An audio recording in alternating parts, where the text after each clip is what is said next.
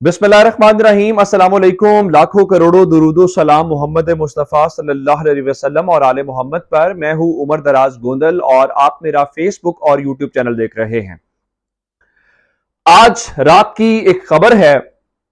मैं आपको सबसे पहले सरकारी वर्जन दे देता हूं, उसके बाद बाकी तफसीलात के ऊपर चले जाते हैं। आज ISPR ने, जो पाकिस्तान की फौज का शोबा ताल्लुकात आमा है, उन्होंने बताया कि अब Pakistani army helicopter crashed during flying mission near Khost Harnai Balochistan late last night. All 6 personal on board including 2 pilots have embraced शहादत। बताया यह गया है कि जो फौज का सरकारी मौकिफ है उसके मुताबिक रात गए हरनाई बलूचिस्तान के इलाके में पाकिस्तानी फौज का उड़ने वाला एक हेलीकॉप्टर हादसे का शिकार हुआ और इस हादसे के नतीजे में इस जहाज जिस हेलीकॉप्टर के ऊपर सवार 6 के 6 अफराद शहीद हो गए हैं और शहीद होने वालों में 2 पायलट्स भी शामिल थे जो मेजर लेवल के अफसर हैं। और शहीद होने वालों की जो तफसीलात अब तक सामने आई हैं उसमें मेजर मोहम्मद मुनीब अफजल हैं जो पायलट हैं और मेजर खुरम शहजाद हैं। यानी रात गए जो हादसा पेश आया है उसके अंदर पाकिस्तान की फौज के 2 मेजर्स शहीद हुए हैं और उनके अलावा नाइक जलील तीसरी शख्स थे जो इस हेलीकॉप्टर क्रैश के अंदर शहीद हुए हैं। सूबेदार अब्दुल वाहिद शहीद हुए हैं और सिपाही मोहम्मद इमरान और सिपाही शुएब शहीद हुए हैं। ये अब तक की तलात हैं और बलूचिस्तान के अंदर तकरीबन 1 महीने या 1.5 महीने के अंदर ये पाकिस्तानी फौज का दूसरा क्रैश होने वाला हेलीकॉप्टर है। आखिरी बार अगस्त के महीने के शुरू के दिनों के अंदर आपने एक हेलीकॉप्टर क्रैश होता देखा था लसबेला के अंदर, जहां पे लेफ्टिनेंट जनरल सरफराज शहीद हुए थे, उनके साथ 2 ब्रिगेडियर्स थे जिनमें से एक मेजर जनरल के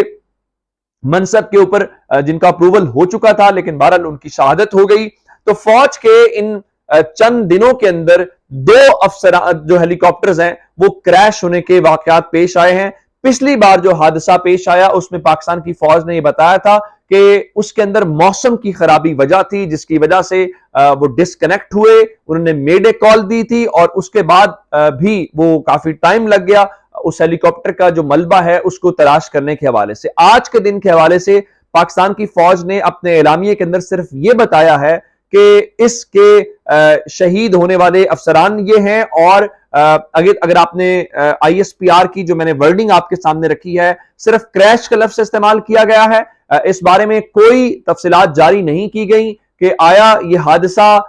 किस वजह से पेश आया है, मौसम की खराबी की वजह से पेश आया है, कोई टेक्निकल फॉल्ट हुआ है या कोई भी वजह है। फौज ने इस बारे में अभी तक मुकम्मल खामोशी इख्तियार की गई है। बहुत जो स्पेकुलेशन, बहुत बातें मार्केट के अंदर होती हैं वो अपनी जगह पे हैं, लेकिन बहरहाल जो फौज का ऑफिशियल वर्जन है वो यही है। लेकिन बहरहाल एक सवाल जरूर है और वो सवाल ये है कि ये अफसरान, इनके ऊपर कौम के ये बेटे जो अपने जान की कुर्बानी पेश करते हैं, ये बेचारों के एक खानदान भी होते हैं और फिर पाकिस्तान की इनके ऊपर बड़ी मेहनत होती है जिस मकाम के ऊपर पहुंचते हैं। कहीं ना कहीं देखना पड़ेगा कि आया पाकिस्तान के हेलीकॉप्टर्स को मेंटेनेंस दरकार है, देखना पड़ेगा कोई एरर है, देखना पड़ेगा कोई नेग्लिजेंस है, देखना पड़ेगा कि वाकईतन एक नेचुरल हादसा हुआ है, वो जारी बात है उसको अवॉइड करना मुश्किल हो जाता है और हेलीकॉप्टर्स के ज्यादा इम्कानात होते हैं। तो ये अब तक के बड़े इंपॉर्टेंट सवालात हैं जो हमारे सामने हैं, लेकिन जारी बात है फौज इसका फॉलोअप देगी। अभी तक कोई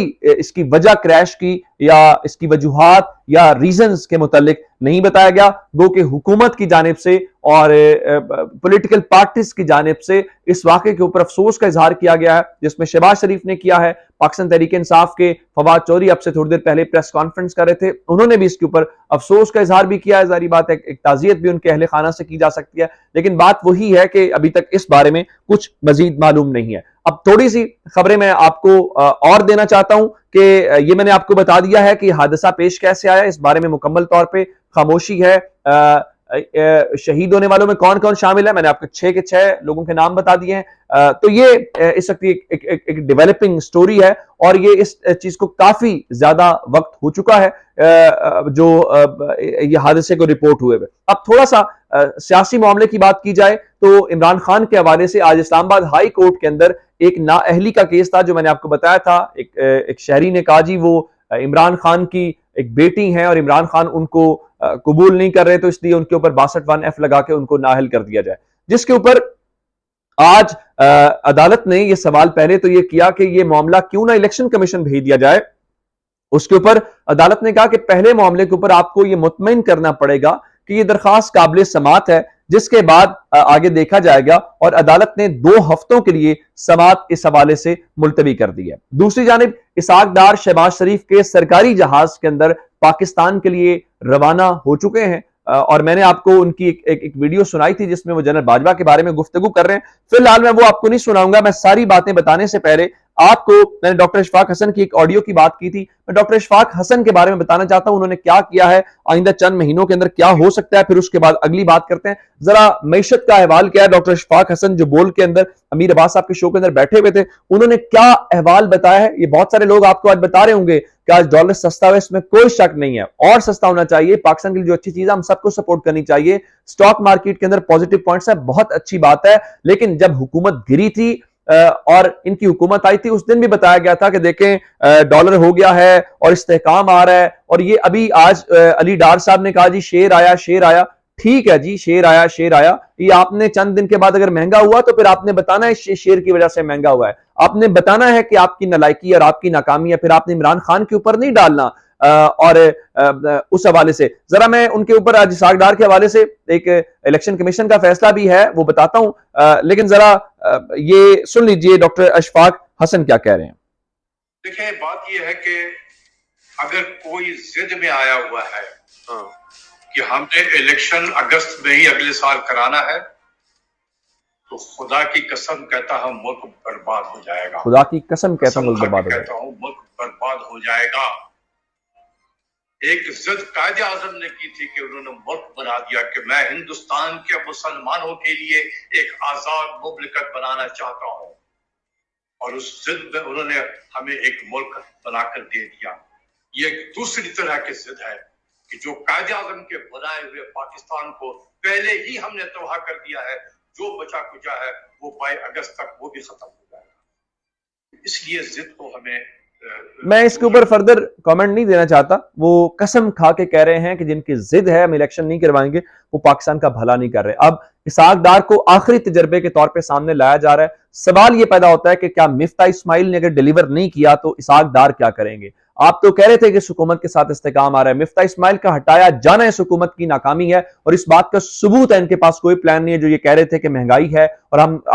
یہ مفتاح اسماعیل تو کہتے تھے 137 روپے اوپر آپ پیٹرول آپ کو وارے نہیں کھاتا، یہی تو بتا رہے تھے کہ ہم یہ کر دیں گے وہ کر دیں گے، کہاں گئے دعوے؟ یہ بالکل اس طرح کے قوم کو لالی پاپ دینے والی بات ہے۔ اور پھر اسحاق ڈار نے اوتھ لینا ہے، کل وہ اوتھ لیں گے، ساتھ ہی کل وزیر خزانہ بن جائے گا، سینٹ کے اندر سینٹ کی نشست کے اوپر ان کے الیکشن کمیشنر پاکستان کے اندر ان کی نشست خالی قرار دینے کے حوالے سے فیصلہ تھا، اور انہوں نے کہا جی کہ وہ تو نااہل ہو چکے ہیں تو آپ ان کو کیسے کر رہے ہیں، جس کے بعد آج الیکشن کمیشنر پاکستان ان کا فیصلہ محفوظ کر لیا، کہا جی وہ تو جناب ان کا اطلاق نہیں ہوتا جو اس وقت آرڈیننس آیا تھا۔ دوسری جانب آڈیو کا معاملہ ہے، اور آڈیو کا معاملہ کسی طور پہ بھی بیٹھ نہیں رہا، تحریک انصاف نے اس کی پراپر انویسٹیگیشن کا مطالبہ کر دیا، اور اس کے ساتھ انہوں نے کہا ہے کہ حکومت جو ہے اس ڈیٹا کو ڈر سے خریدنے کی کوشش کر رہی ہے۔ حکومت کیوں خرید رہی ہے؟ کیا واقعتاً خرید رہی ہے؟ اس سوال کا جواب آنا چاہیے۔ کل صدیق جان نے بھی کہا تھا جی 5 ارب روپے کی پیشکش کی بات ہے۔ پھر اس کے بعد آپ جانتے ہیں کہ استعفوں کا معاملہ سپریم کورٹ آف پاکستان کے اندر ہے، انہوں نے اس آڈیو کا ٹرانسکرپٹ سپریم کورٹ میں پیش کرنے کا فیصلہ کر لیا ہے تاکہ وہ یہ بتا سکیں کہ یہ فیصلہ یہاں نہیں ہوا بلکہ فیصلہ لندن ہوا ہے، نواز شریف کا ہوا ہے، اور یہ الیکشن کمیشن آف پاکستان نے بالکل اس سکیم کے مطابق کام کیا جو وہاں پہ ڈسکشن ہو رہی ہے۔ تو یہ آنے والے چند دنوں کے اندر معاملہ انٹرسٹنگ ہوتا دکھائی دے رہا ہے۔ اپنا بہت سارا خیال رکھیے گا، خدا حافظ۔